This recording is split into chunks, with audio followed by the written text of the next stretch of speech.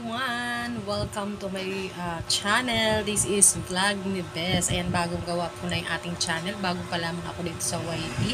Pero, meron na akong mga ibang mga channel dito sa YT. Kaya, medyo may alam na rin ako sa mga pamamalaka dito kay YT. Gumawa lang ako ng bagong channel para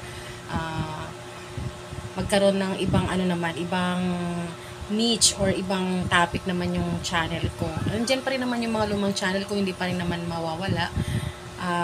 Gumawa lang po ako ng bago. Sa mga dati kong mga subscriber na nakakakilala sa akin, hindi ko alam kung matatandaan nyo pa ako kasi matagal na rin akong hindi nagwa-YT, matagal na rin akong hindi active sa YT. Sa mga datihan po na nakakakilala sa akin, lalong-lalo na sa mga friends ko dati sa aking lumang channel. Hello po sa inyong lahat. Channel ko pala is about mga travel ko, yung aking mga lifestyle, and yung mga pagkain, mga mukbang, at kung ano-ano pa. Siyempre, samahan na rin natin ng mga tips, konting tips about sa pagwa-YT at sa mga buhay-buhay at konting mga tutorial ng mga nalalaman ko base lamang po sa aking sariling experiences. So, ayan, yan yung magiging topic ko dito sa aking bagong YouTube channel. Kaya abangan-abangan po natin mga idol, ayan, mga friends, mga subscriber ko dito sa YT. So, kung mapapansin nyo, bago lamang yung aking channel, kaya wala pa masyadong laman. Kaya ito, gumagawa tayo ng mga vlog. Sana magustuhan nyo at sana yung mga dating mga subscriber ko dun sa lumang channel ko is maging subscriber ko pa rin kayo dito sa aking bagong channel. Ayan, hindi ko na alam sasabihin kasi gusto ko mahaba yung aking vlog na to, mahaba yung aking video na to kasi para meron naman akong long video na ma-upload na naka-landscape kasi mga naka vertical ba yung tawag doon? Yung mga ibang video ko kasi kinukuha ko lamang yung mga video ko sa aking mga ibang mga platform like yung aking Blue Up, dun sa aking Black Up. Kasi doon na talaga ako nagko-concentrate ngayon at doon na rin talaga ako nag-upload ng aking mga video.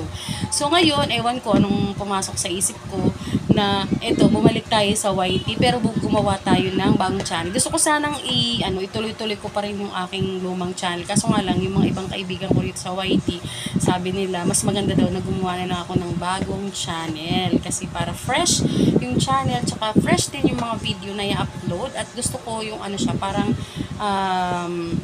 iisa lang yung niche or gusto ko yung yung hindi magulo yung aking video. Isa lang yung topic. More on travel, more on mga foods, more on mga places, at yung mga lifestyle. Kasi, ayan, share ko dito sa inyo yung ating mga journey. Like, for example, may paalis po tayo ng bansa, ganun. Hopefully, pumatuloy na tayo this time kasi dapat nakabiyahin na ako last August 15 pero na-offload po tayo. Share ko dito yung aking mga experiences na yan dito sa bagong YouTube channel natin. So, ayan.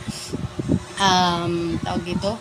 Ayoko na rin sanang mag-YT kasi yung lumang channel ko, yung mabanggit ko lang is na-demonetize kasi ako doon. Kasi marami kasi akong mga doon.